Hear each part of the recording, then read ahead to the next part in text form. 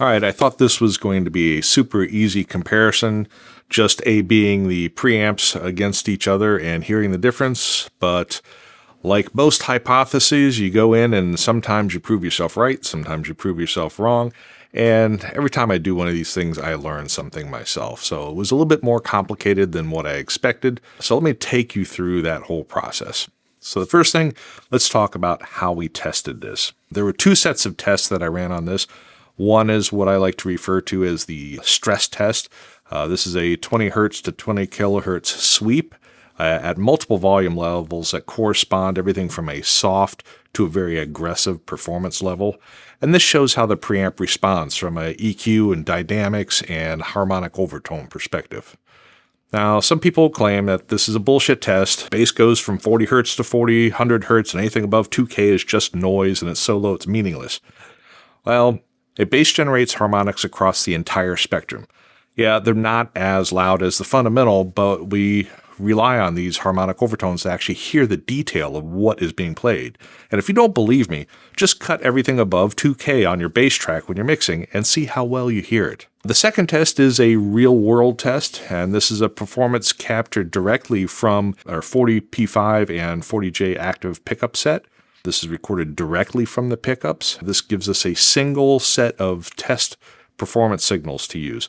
It eliminates the variables when you're comparing different performances. If you're used to most comparison videos that you find on YouTube, the person will be playing the same riff across different changes. And the challenge with that is that those different performances have slight differences, so you're not quite sure if you're hearing the difference in the hardware or if you're actually hearing the difference in the performance. Okay, let's get into the technical pieces.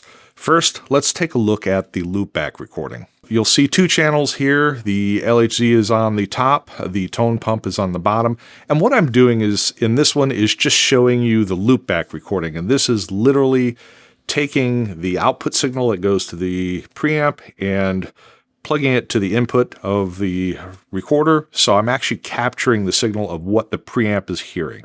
So what we're showing here are a couple different blocks. The first are our 20 hertz to 20 kilohertz sweeps. They vary by 3 dB, and then that's followed by the recorded performance from the PJ pickups.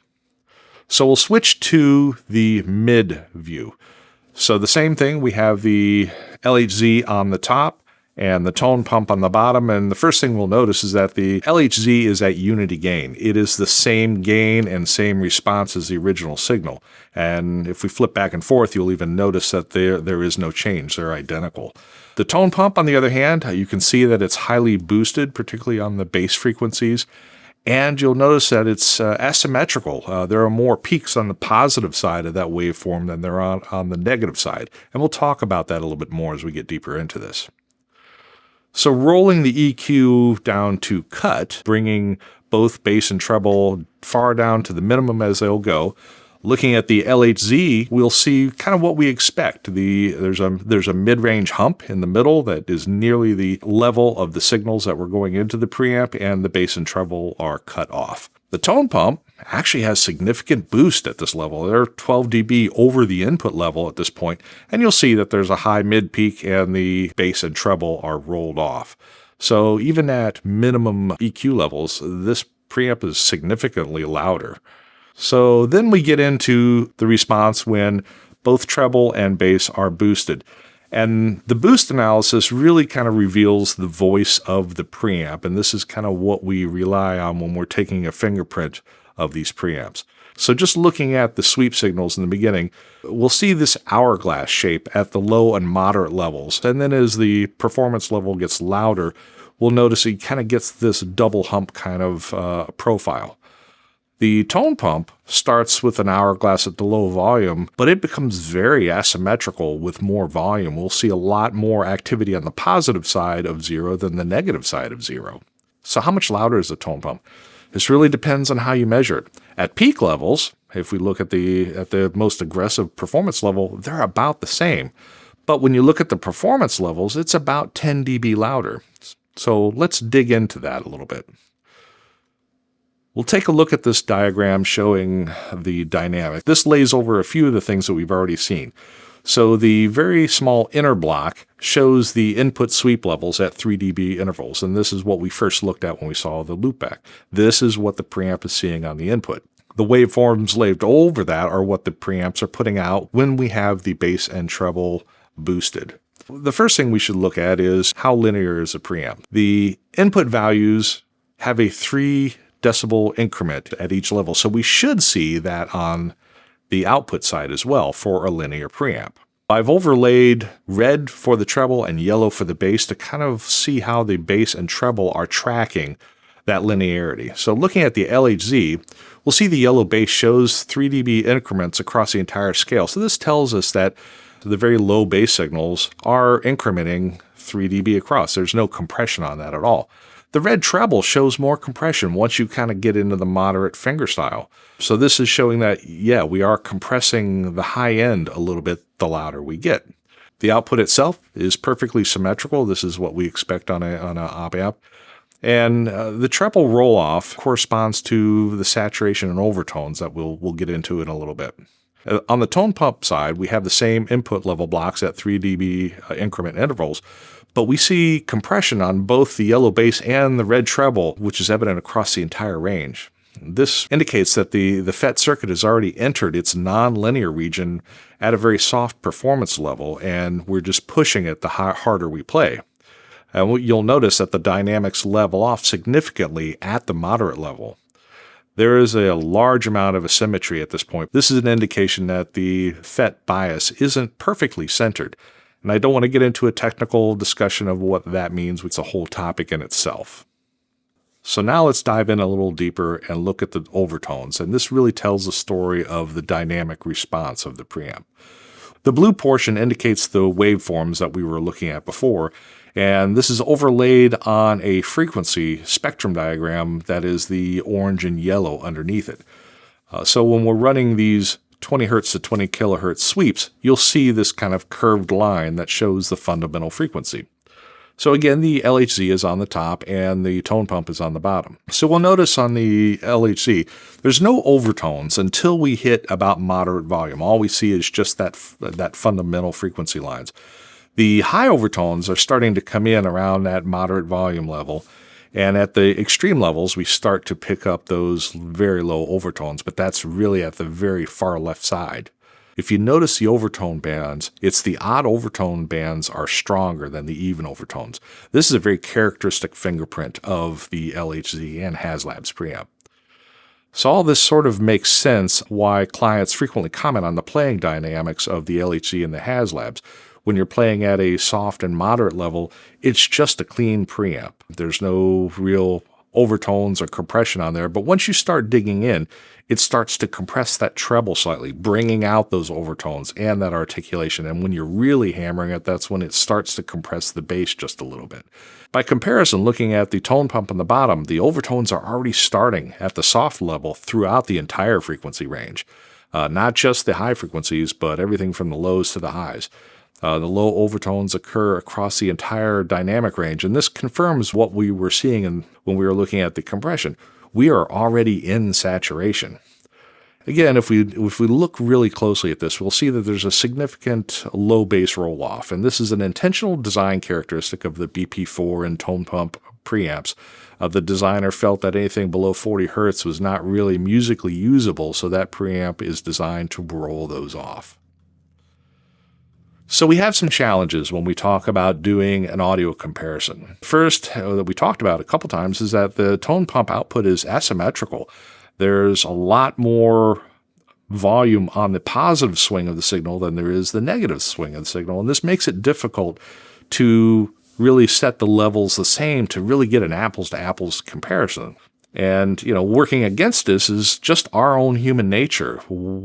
We perceive things that are louder as being better, and that's not always the case. They're just more forefront in your mind.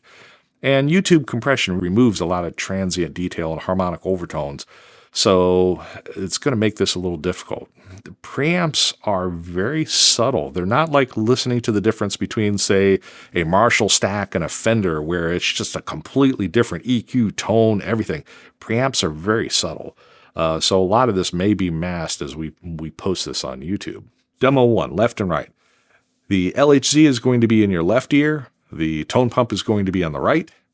This should prevent YouTube audio compression from really masking the differences in volume, I hope. I will post these on the LHZ Preamps website for everyone who wants to download them and give them a critical listen. But what I want you to pay attention to is the relative volume level between them. First up is the full boost comparison.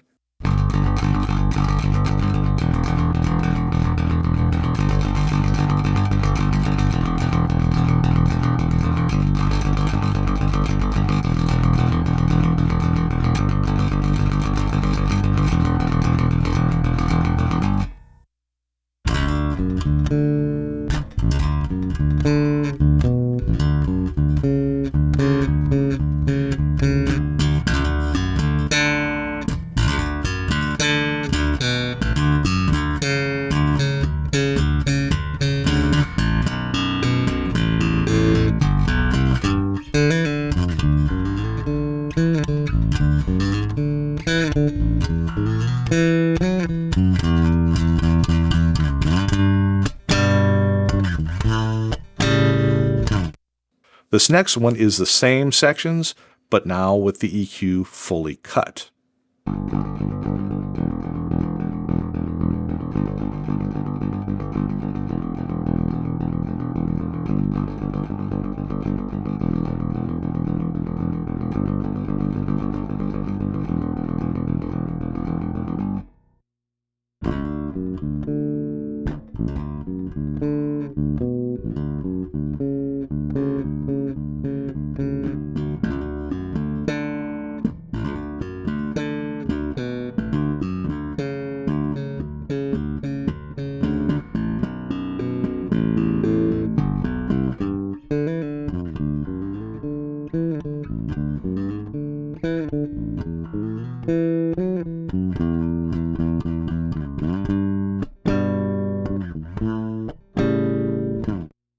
In the second test, we're going to be listening to the same audio samples. The tone pump will be the first sample, and the LHZ will be the second sample. The levels are adjusted so the absolute peak levels match, and you'll probably want to wear headphones for this.